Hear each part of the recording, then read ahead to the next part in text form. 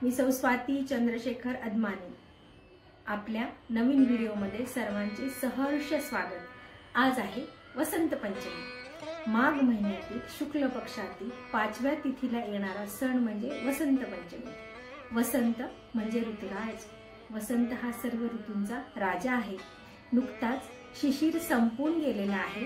शिशिरामध्ये पानगळती होते आणि वसंतात सृष्टी पानोपानी बहरलेली असते। तिचं चैतन्य अत्यंत आगळं असतं।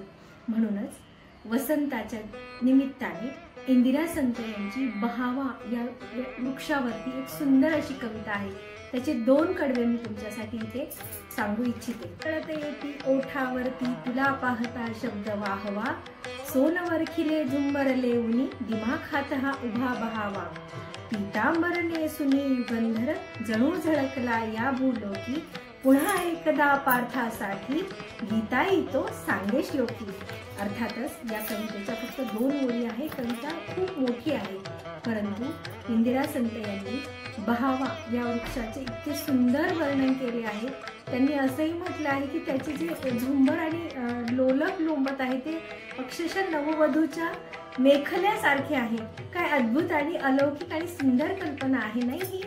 तर असा हा ऋतुराज वसंत।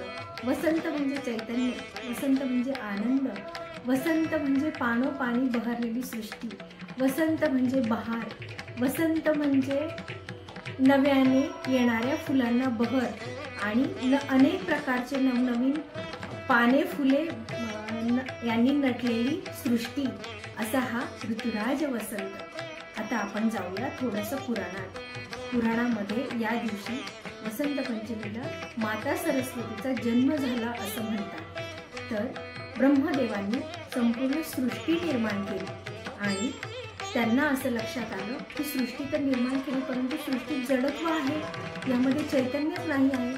म्हणून ब्रह्मदेव गेले भगवान विष्णूंकडे आणि सांगितलं, प्रभू मी तर सृष्टी निर्माण केली, परंतु या सृष्टीमध्ये जडत्व आहे, त्यामध्ये चैतन्य नाही आहे। काय केलं म्हणजे हे सगळं व्यवस्थित होईल आणि चराचर सृष्टीला चैतन्य प्राप्त होईल?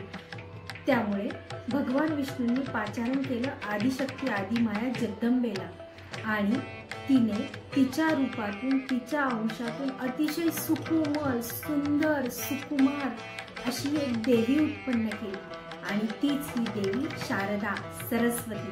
ती इतकी सुकोमल आहे, इतकी सुंदर आहे, इतकी नाजूक आहे। मग तिने धारण केली होती वीणा आणि तिच्या सुकोमल अंगुलीने तिने वीणा झंकारली।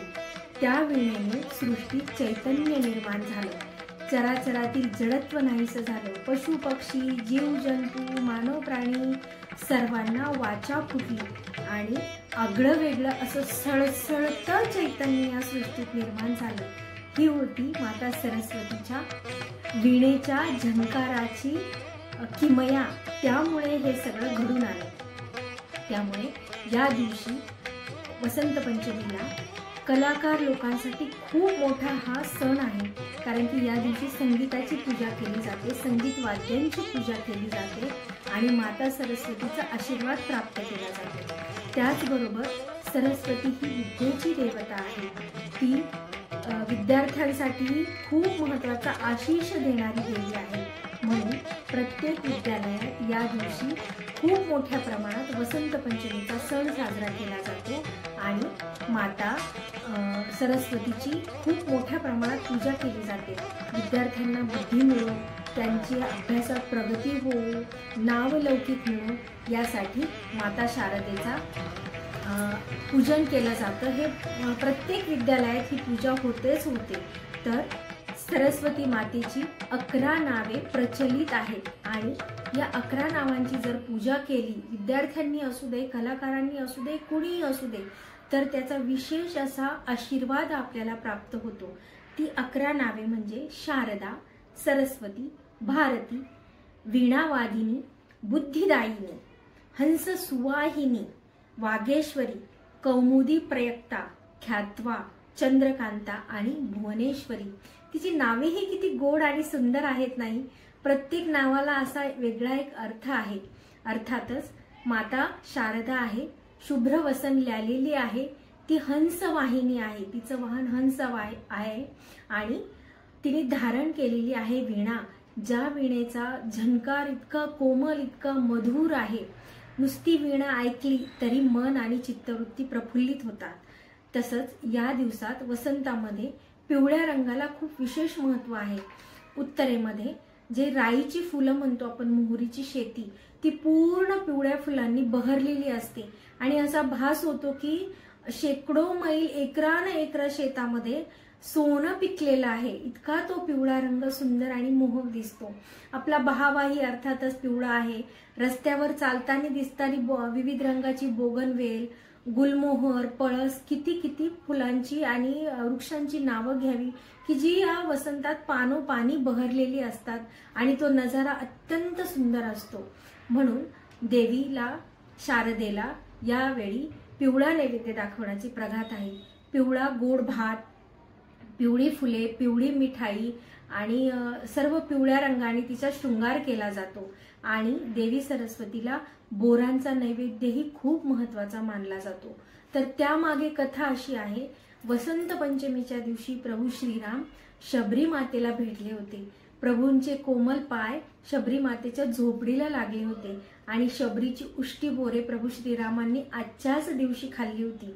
म्हणून सरस्वती पूजनामध्ये बोराचं विशेष असं महत्व आहे. अशा तऱ्हेने वसंत किती किती रूपांनी, किती किती अंगांनी फुललेला असतो. थोड्याशा उन्हाच्या झळा वाढलेल्या असतात. नाही म्हटलं तरी शिशिर संपून वसंत येतो तर उकाडा थोड्या प्रमाणात वाढलेला असतो. सकाळी आणखीन संध्याकाळी थोडं थंडावा असतो, परंतु दुपारी बऱ्यापैकी आपल्याला ऊन जाणवत असतं. परंतु या उन्हात ही विविध बहरलेली झाडे आणि त्यांच्या अलौकिक सौंदर्याने, रंगाने, अक्षरशः इंद्रधनुच्या रंगाने सृष्टी पल्लवित झालेली असते. तो आपल्या डोळ्यांना देणारा थंडावा असतो. त्यामुळे उन्हाच्या झळ्यात त्याची तीव्रता जाणवत नाही. आणि याच दिवसात येतो तो आंब्याला मोहर. आंब्याचा मोहरही काहीसा पिवळ्याच रंगाचा असतो आणि त्याचा जो सुगंध असतो, त्याचा तो घमघमाट असतो, तो अतिशय मोहक असतो, अतिशय मनोहर असतो. कुठल्याही आमराईत जाऊन जर आपण उभं राहिलो तर त्या सुगंधाने मन अगदी तृप्त होतं, प्रफुल्लित होतं, टवटवीत होतं. ही आहे या वसंताची किमया आणि म्हणूनच याला म्हणतात ऋतुराज. वसंतात अर्थातच पिवळा रंग खूप मोहक दिसतो. पिवळ्या रंगाला या दिवसात खूपच महत्व आहे आणि पूर्वीच्या काळी, राजे रजवाड्यांच्या काळी या दिवसात वसंत उत्सव खूप मोठ्या प्रमाणात साजरा व्हायचा. वेगवेगळ्या विद्यानांमध्ये विहार करून वेगवेगळ्या प्रकारची फुलं गळ्यात घालून हा उत्सव साजरा व्हायचा. वसंत उत्सवामध्ये गायन, वादन आणि नृत्यकलेला विशेष महत्व असायचं. कारण की असं म्हणतात, शारदेसोबतच या दिवशी रती आणि मदनाचीही खूप मोठ्या प्रमाणात तेव्हा पूजा केली जायची. म्हणून हा सण युवक युवतींसाठी खूप महत्वाचा असायचा. आणि वसंत उत्सवाच्या निमित्ताने विविध उद्यानांमध्ये विहार करणे, नृत्य, गायन आणि त्याच्या स्पर्धा घेणे, अशा तऱ्हेने वसंत उत्सव खूप जल्लोषात तेव्हा साजरा केला जायचा. आपल्याला वसंत उत्सवाच्या निमित्ताने आपल्याला चारुदत्त आणि वसंत सेना यांचं कथा सर्वांना सर्वश्रुत आहेच. त्यासाठी विविध चित्रपटही आलेले आहेत. असा हा आगळा वेगळा वसंत आणि सध्यापेक्षा पूर्वीच्या काळी वसंत उत्सव खूप मोठ्या प्रमाणात साजरा केला जायचा. आज वसंत पंचमीच्या निमित्ताने मला आवर्जून वसंत सेना आणि चारुदत्त यांचं इथे उल्लेख करावासा वाटतो. हे सर्व वसंताचं महत्व आहेच, परंतु मला वसंत अजून एका कारणासाठी विशेष भावतो. तो म्हणजे वसंत पंचमीच्या दिवशी पंढरपूरचा पांडुरंग आणि माता रुक्मिणी यांचा विवाह सोहळा साजरा होतो.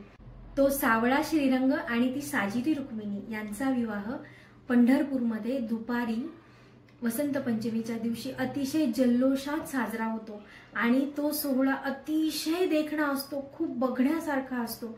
लाह्या बत्ताशे उधळून, वधूवरांच्या डोक्यावर अक्षता टाकून खूप मोठ्या जल्लोषात हा पंढरपूरमध्ये विवाह सोहळा साजरा केला जातो. आणि निमित्त आहे अर्थातच वसंत पंचमी. बघा ना, वसंत पंचमी म्हणजे भगवंताच्या लग्नासाठी, विवाह सोहळ्यासाठी अवघी सृष्टी नटलेली आहे. कुठलंही कृत्रिम सुशोभन करण्याची गरजच नाही आहे. काय सुंदर योगायोग आहे भगवंताच्या विवाहाचा की त्या दिवशी सृष्टी अंगोपांगी नटलेली आहे. सचेल न्हालेल्या युवतीसारखी ती सुंदर दिसते आहे. आणि त्या दिवशी हा सावळा श्रीरंग आणि ती साजिरी रुक्मिणी यांचा विवाह सोहळा पार पडतो. अत्यंत दुर्लभ असा हा योगायोग आणि अद्भुत, अलौकिक आणि सुंदर असा हा विवाह सोहळा असतो. तो सोहळा खूप देखणा असतो, बघण्यासारखा असतो. लाखो भक्तांची तिथे गर्दी असते आणि म्हणून वसंत पंचमीचा सण या कारणासाठी मला विशेष आवडतो. आणि आशा भोसले यांचं देवी शारदेसाठीचं एक महत्वाचं आणि सुंदरसं असं गीत आहे, जय शारदे वागेश्वरी. आपण सर्वांनी ते ऐकलेलंच असेल. मलाही ते गीत मनापासून आवडतं. आशाताईंच्या अतिशय सुमधुर आवाजात खणखणीत निघालेल्या स्वरांमधून देवी शारदेची स्तुती त्यांनी गायलेली आहे. अशी ही वीणावादिनी, हंसवाहिनी आणि शुभ्र वसनले आलेली देवी शारदा, जिचा जन्म वसंत पंचमीच्या दिवशी झाला. वसंत पंचमी अर्थातच सृष्टीचा सण, सर्व अंगोपांगी बहरलेल्या पाना फुलांचा सण, देवाच्या विवाहाचा सण. आपल्या घरी काही विवाहाचं कार्य असलं तर आपण किती महिने आधी तयारी करतो. थोडा विचार करा, देवाच्या लग्नासाठी सृष्टी किती नटून बसते. किती अलौकिक आणि अद्भुत हा योगायोग आहे. तर माझ्या व्हिडिओचा उद्देश हा आहे की आपल्या घरातील छोट्या छोट्या मुलांपासून वृद्धांपर्यंत सर्वांना आपल्या हिंदू परंपरा, आपले सणवार याची सखोल माहिती मिळावी, म्हणून हा माझा प्रयत्न आहे छोटासा. जर तुम्हाला व्हिडिओ आवडला असल्यास अवश्य लाईक, शेअर आणि सबस्क्राईब करा. तुमच्या आशीर्वादाची कृपाभिलाषी आहे. मनपूर्वक धन्यवाद.